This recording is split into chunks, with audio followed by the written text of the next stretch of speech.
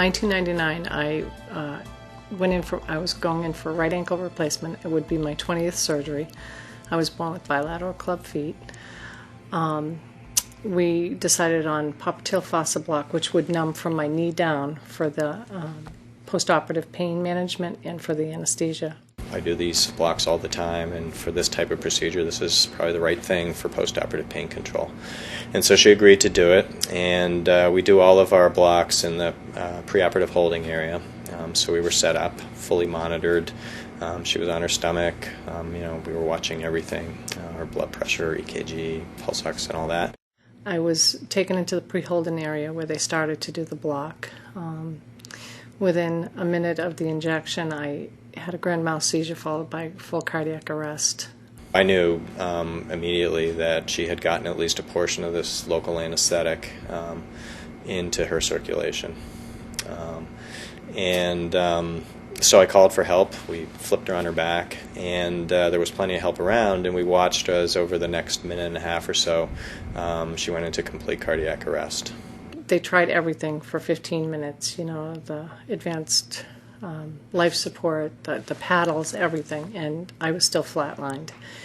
At that point, they made the decision to take me over to a cardiac suite, and luckily for me, there was a cardiac suite available that had all the people in place. And within about 30 minutes of this onset of the event, the patient was on the operating table, had her chest opened with a midline sternotomy, and was connected to a bypass machine.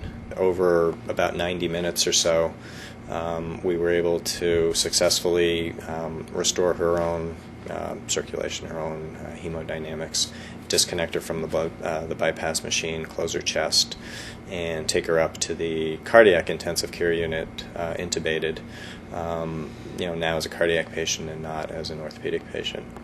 I woke up a couple of days later, don't remember much. As you can imagine, my family was devastated. I was told I had an allergic reaction to anesthesia. I knew intuitively and immediately that that wasn't the truth, so I felt very distrustful.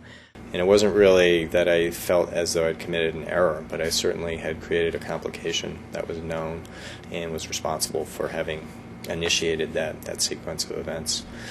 And the interesting thing around that was I felt as though I had to talk to the family. I felt I had to talk to the husband, let him know exactly what happened. And so I, at the end of the day, went up to the intensive care unit to see her, the patient. And almost immediately within walking into the ICU, I was intercepted by the attending, the intensivist, who kind of took me aside and he said, she's regained consciousness. She's neurologically intact, which was the big concern. Still intubated, but she's writing notes. And he went on to say that, it's probably not a great idea for you to see her right now because she's recovering from physical trauma, and if you talk to her, you're going to introduce emotional trauma on top, which probably won't help her with her healing. Implicit in that, of course, was we don't want to have to deal with the emotion when you leave. Again, was sort of this message, let risk management take care of this. You're shooting yourself in the foot if you communicate with somebody who's had a complication like this. The whole 10 days in the hospital, not one person referenced the event except for that one conversation.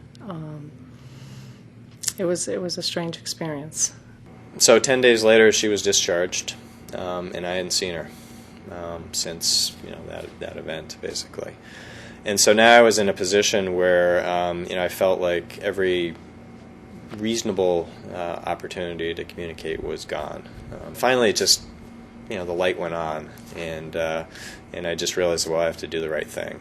I have to communicate. And so what I decided to do was to write her a letter. When I was home for about 10 days. I received a letter in the mail from Dr. Van Pelt. He was the anesthesiologist involved in my care, and the letter said that he saw that I was discharged. He hoped I was doing well. He acknowledged that what my family and I had been through must be horrible, and he hopes that I can find some healing around the holidays with my family. And he apologized and then also let me know that although it doesn't compare to what my family and I were going through, that he too was affected by this incident, and he believed in open, honest communication, and if I wanted to get in touch with him, he left his home number, his beeper number, his work number, and, you know, at the time, unfortunately, I was still feeling really raw, vulnerable, and distrustful. And I looked at the letter and I thought he was doing damage control, and I literally filed the letter and didn't look back. But, you know, when I look back now, I think the other part is I just wasn't in any state to go there. I couldn't do it. I was trying so hard to just push that all down. I was dealing with, you know, the rewired chest, the limitations physically, the limitations driving, the broken ribs, the trouble breathing. I was just dealing with that stuff,